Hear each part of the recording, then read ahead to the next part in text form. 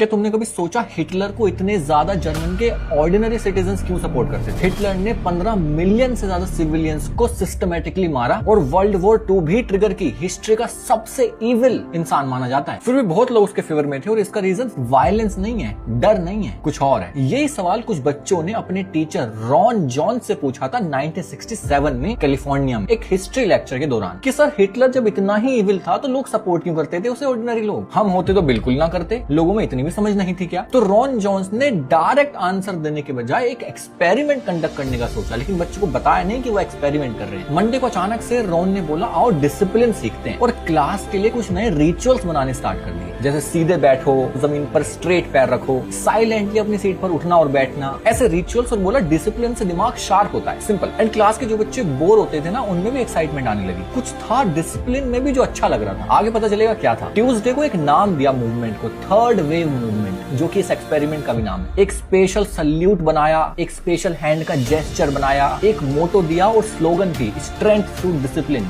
Strength through community. शाम तक students वो सल्यूट क्लास के बाहर भी यूज कर रहे थे, कॉरिडोर में, लंच में, उन लोगों के साथ भी जो इस मूवमेंट का पार्ट थे ही नहीं। वेडनेसडे को सबके लिए एक मेंबरशिप कार्ड इशू किया और बोला कि ये सिर्फ इस क्लास की बात नहीं है, और जगह पर भी इस मूवमेंट में लोग शामिल हैं, नेशनल मूवमेंट है ये। एंड सबसे इंटरेस्टिंग पार्ट उसके बाद बोला कुछ लोग होंगे जो ये मूवमेंट के रूल्स फॉलो नहीं करेंगे, तुम्हें उनको रिपोर्ट करना है यहाँ पर आके। एंड स्टूडेंट्स ने रिपोर्ट करना स्टार्ट कर दिया। और ये सिर्फ उस क्लास तक नहीं रहा, बाहर के स्टूडेंट्स भी सुन के एक्साइटेड हुए, ज्वाइन करने लगे। 30 लोगों से स्टार्ट हुआ था, 200 लोग पार्ट बन गए इस मूवमेंट का। थर्सडे को जॉन्स खुद ही डर गया थोड़ा, क्योंकि जो उसने बनाया था वो उसके कंट्रोल से बाहर जाने लगा। और वो कोई प्रोफेशनल एक्सपीरियंस मैनिपुलेटर तो नहीं था, एक सिंपल हिस्ट्री का प्रोफेसर था। उसने अनाउंस किया कि भाई कल दोपहर 12 बजे टीवी पर इस नेशनल मूवमेंट के जो लीडर है ना वो आएंगे, सिर्फ ट्रू बिलीवर्स ही आना। फ्राइडे को 200 से ज्यादा बच्चे इकट्ठे हुए, सल्यूट करके एक्साइटेड तैयार बैठे अपने लीडर को देखने के लिए। ऑफ कोर्स कोई ब्रॉडकास्ट नहीं हुआ, जॉन्स खड़ा हुआ और उसने बताया कि भाई कोई लीडर नहीं है इस मूवमेंट का, ये कोई मूवमेंट नहीं है, ये एक एक्सपेरिमेंट था तुम्हारे क्वेश्चन का